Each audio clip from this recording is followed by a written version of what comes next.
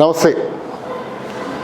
ഭാരതി വിദ്യാഭവൻ തിരുവനന്തപുരം കേന്ദ്രം ബാംഗ്ലൂർ കേന്ദ്രത്തിൻ്റെ സഹായത്തോടുകൂടി ഇൻഫോസിസ് ഫൗണ്ടേഷനുമായി ചേർന്ന് തിരുവനന്തപുരത്ത് ഭാരതി വിദ്യാഭവൻ്റെ മൺവിള സ്കൂളിൽ ഈ മാസം 5-ാം തീയതി മുതൽ 11-ാം തീയതി വരെ ഒരു കലാമേള സംഘടിപ്പിക്കുകയാണ്.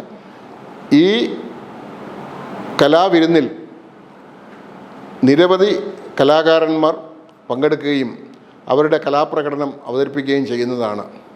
കഴിഞ്ഞ വർഷവും ഭാരതീയ വിദ്യാഭവൻ്റെ കൊടുങ്ങാനൂർ സ്കൂളിൽ വെച്ച് ഇതേപോലെ ഒരു മേള ഇൻഫോസിസ് ഫൗണ്ടേഷൻ്റെ സഹകരണത്തോടുകൂടി സംഘടിപ്പിച്ചിരുന്നു. അത് വളരെ വിജയകരമായിരുന്നു.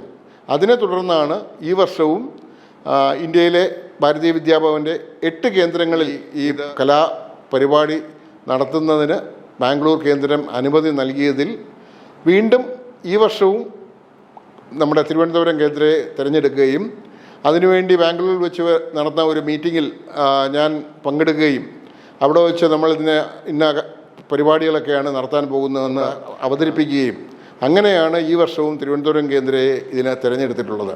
വളരെ വർണ്ണാഭമായ ഒരു പരിപാടികളാണ് ഈ ദിവസങ്ങളിൽ ഒരുക്കിയിട്ടുള്ളത്.